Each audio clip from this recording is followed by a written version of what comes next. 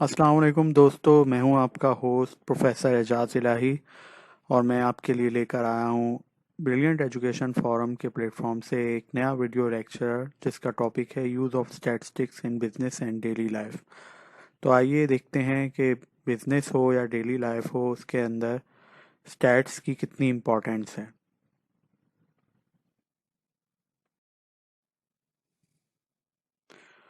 Viewers, सबसे पहले statistics की डेफिनेशन देखते हैं। Statistics is the branch of science which deals in collection, organisation and interpretation and presentation of data.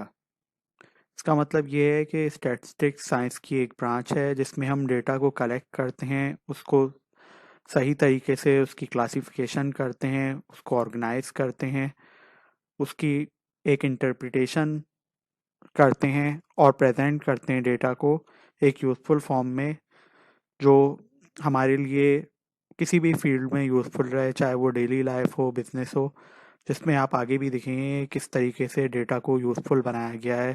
पहले उसको कलेक्ट किया गया है, फिर ऑर्गेनाइज किया गया है, फिर उसकी एक इंटरप्रिटेशन लेकर आए हैं, उसको प्रेजेंट किया गया है। मुख्तलिफ जो डेटा यूज़र्स होते हैं उनके लिए एक यूज़फुल फॉर्म में प्रेजेंट किया गया है। ओके स्टूडेंट्स एंड व्यूअर्स, जैसा कि हम अपनी डेली लाइफ पे अगर नज़र डालें तो सबसे पहली चीज़ जो हमारे सामने आती है वो है कि वेदर फोरकास्टिंग में स्टैट्स बहुत अहम रोल प्ले करती है और हम हमें मौसम की सूरत हाल हमें एक हफ़्ता पहले, 15 दिन पहले, हत्ता कि ऐसी भी वेबसाइट्स हैं जो आगे एक महीने की मौसम की सूरत हाल, टेम्परेचर बता देते हैं कि कब बारिश होने वाली है, कब जो है वो मौसम कैसा रहेगा, बादल होंगे, क्लाउड होगा या धूप होगी, हीट वेव कब आने वाली है। ये सारी चीज़ें हमें पहले से पता चल जाती हैं। तो इससे ये मालूम हुआ कि डेली लाइफ में स्टैट्स की बहुत इम्पोर्टेंस है। इसी तरह मौसम से ही रिलेटेड हमें मौसम के मुतालिक जब स्टैट्स मिलती है तो हमें पता चल जाता है कि फ्लड जो है वो आने वाला है, तो उससे हम अपनी फसलों की हिफाजत कर लेते हैं। और हैवी रेन्स अगर होने वाली होती हैं, मौसम की सूरत हाल जब हमारे सामने होती है, तो उससे बहुत सारे तरक्की याफ्ता ममालिक में क्रॉप्स को प्रिवेंट कर लिया जाता है। पहले से टिड्डी दल का हमला अगर होने वाला है तो ये पता चला लिया जाता है कि कितने दिन में टिड्डी दल कहाँ से ट्रैवल करके कहाँ पहुँच जाएगा। तो इससे जो तरक्की याफ्ता ममालिक हैं उनमें फ़सलों की हिफाजत की जाती है, फ़सलों को प्रिवेंट कर लिया जाता है। इसी तरह इमरजेंसी के लिए फ्लड की सूरत हाल में प्रिपेयर्डनेस कर ली जाती है, डिज़ीज़ कंट्रोल कर लिया जाता है, मुख्तलिफ डिजीज़ की स्टैटिस्टिक्स पहले से निकाल ली जाती है कि उनके फैलने की percentage, infection rate, mortality rate, casualty rate कितना है, और इस हवाले से जो है वो स्टैट्स बहुत फ़ायदा पहुंचाती है। इसी तरह मेडिकल स्टडीज़ में स्टैटिस्टिक्स हमारे लिए बहुत फ़ायदेमंद रहती है। अब बात करते हैं बिजनेस एक्सपेक्ट्स की कि बिजनेस में स्टैटिस्टिक्स जो है वो किस तरह हेल्पफुल रहती है और उसके क्या क्या एडवांटेजेस और बेनिफिट्स मिलते हैं। देखें, बिजनेस रिसर्च की जाती है। मुख्तलिफ मार्केटिंग रिसर्च कंपनीज मुख्तलिफ बिजनेस के ऊपर रिसर्च करती हैं। अगर आपने कोई नया बिजनेस शुरू करना है तो मुख्तलिफ बिजनेस फर्म उस बिजनेस में आने से पहले रिसर्च करवाती हैं। जैसा कि अगर आप कॉफ़ी या टी के ऊपर एक बिजनेस फर्म ने रिसर्च करवाई तो उससे पता चला कि कंज्यूमर की हैबिट्स और बिहेवियर के बारे में आपको मालूमात होती है। अगर कॉफ़ी और टी की बात करें कि किसी भी कंट्री में क्या कंज्यूमर की हैबिट्स, क्या बिहेवियर है, कॉफ़ी या टी के मुतालिक किस किस्म का टेस्ट पसंद करते हैं, कलर किस किस्म का चाहिए, और ये सारी चीज़ें। और उसके बाद जो है नई या पुरानी ब्रांड की डेवलपमेंट में, जनरेशन और डेवलपमेंट में ये आपको फ़ायदा देती है स्टैटिस्टिक्स, जो कि मार्केटिंग रिसर्च से हासिल होती है बेसिकली। वर्ल्ड वाइड जो रिटेलर्स की बात की जाए, वॉलमार्ट मार्केट रिसर्च के ज़रिए अपनी सेल का जो स्टैट्स वो इकट्ठा करते हैं। उसके ज़रिए उनको ये हेल्प मिलती है कि वो मुख्तलिफ स्टोर्स में मुख्तलिफ सामान को शिप करते हैं डिमांड एंड सप्लाई के मुताबिक।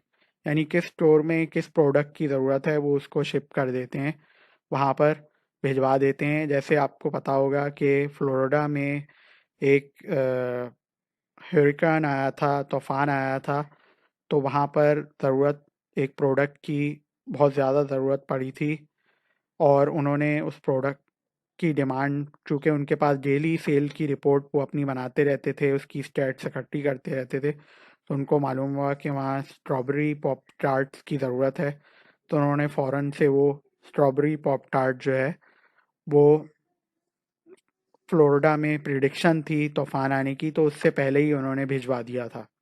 तो ये एक बहुत अहम चीज़ है जो स्टैट से हमें पता चलती। अब ये डेटा जो आपके पास हासिल हुआ, स्टैटिस्टिकल डेटा, ये कॉफ़ी के बिज़नेस की रिसर्च के ज़रिए हमारे पास डेटा आया है कि किसी रिसर्च फर्म ने कॉफ़ी के बिज़नेस पर रिसर्च की कि the coffee market in Pakistan is forecast to reach 198.22 million US dollars in retail price based on most recent research on October 1, 2020।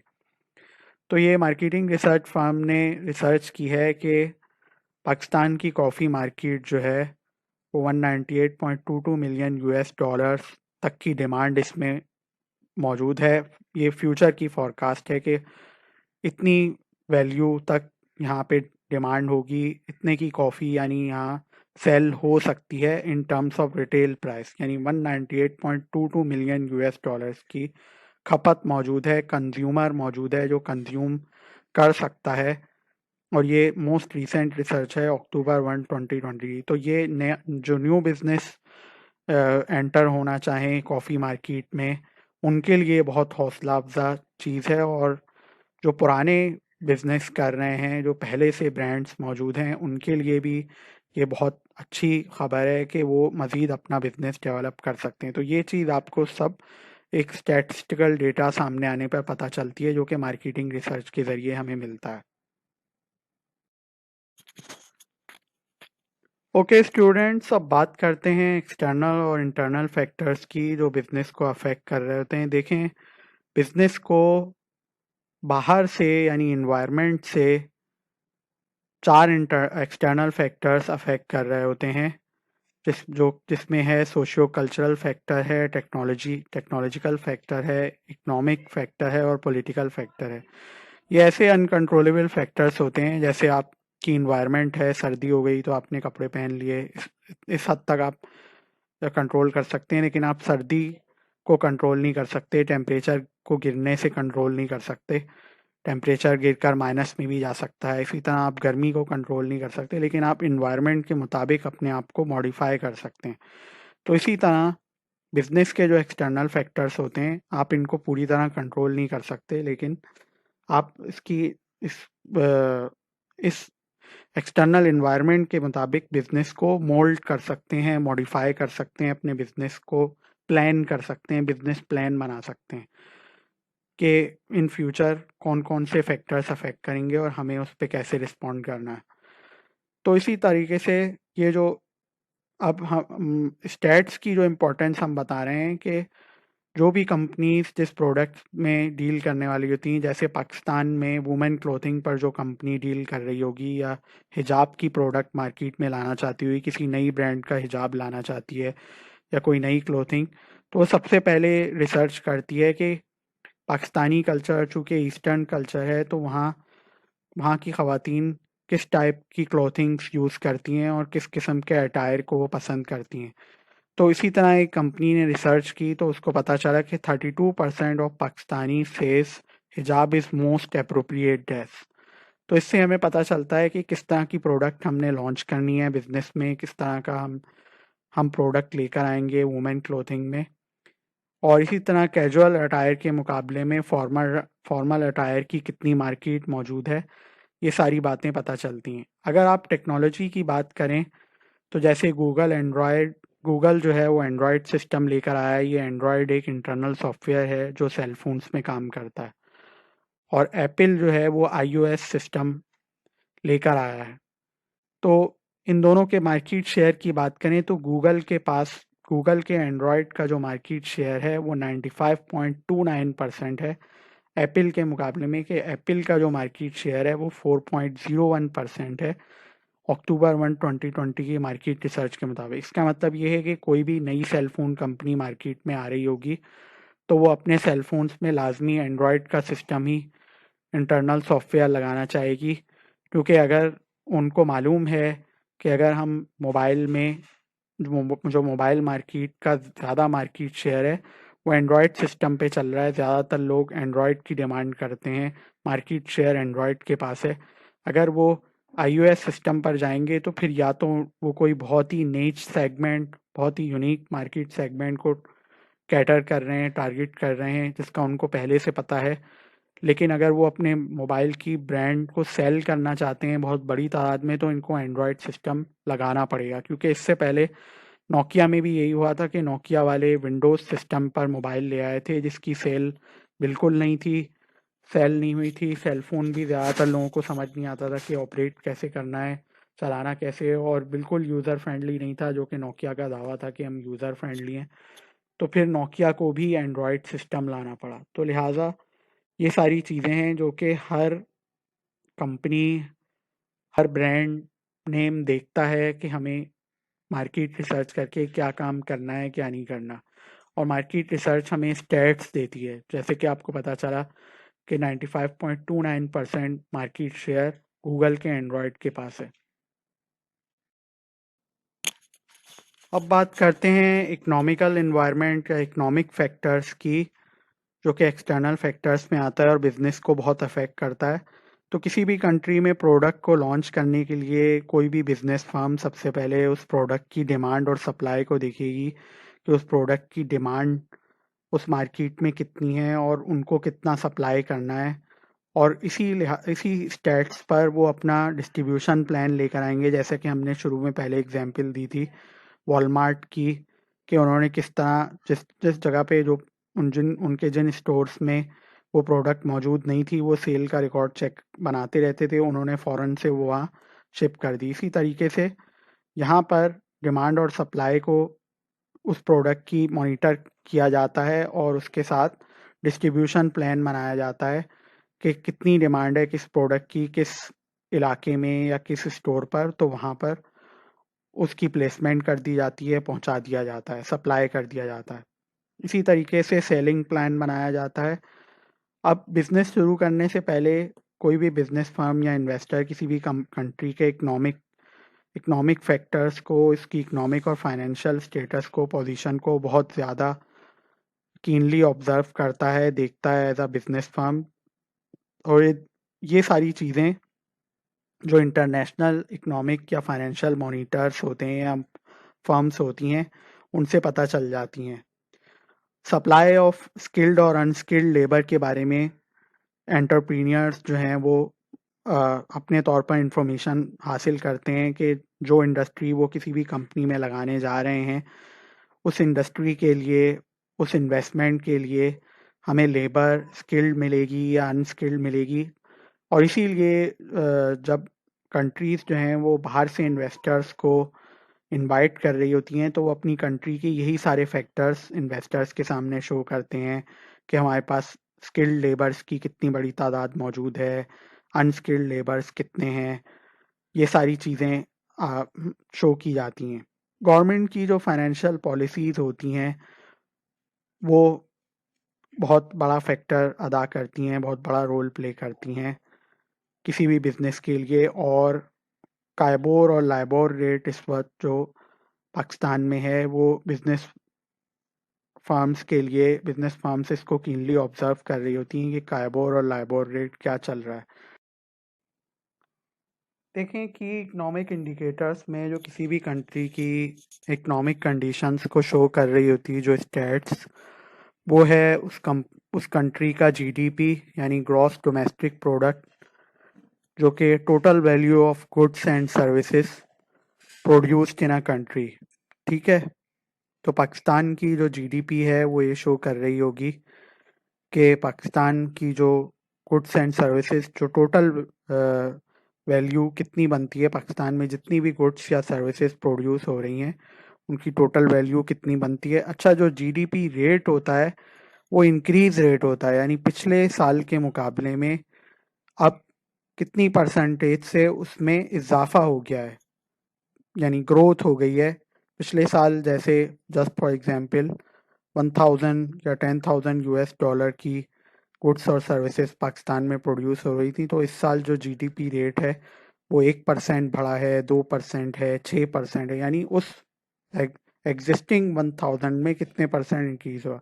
अभी जो जीडीपी पाकिस्तान का चल रहा है वो अनलकी अनफॉर्चुनेटली कोरोना की वजह से या किसी भी वजह से वो माइनस में चला गया है, -0.5 में है, लेकिन इंशाअल्लाह ताला बहुत जल्द, चूँकि इसका ये भी इंडिकेट करता है कि इकोनॉमी में गुंजाइश मौजूद है, तो अब ये बहुत जल्द इंक्रीज हो।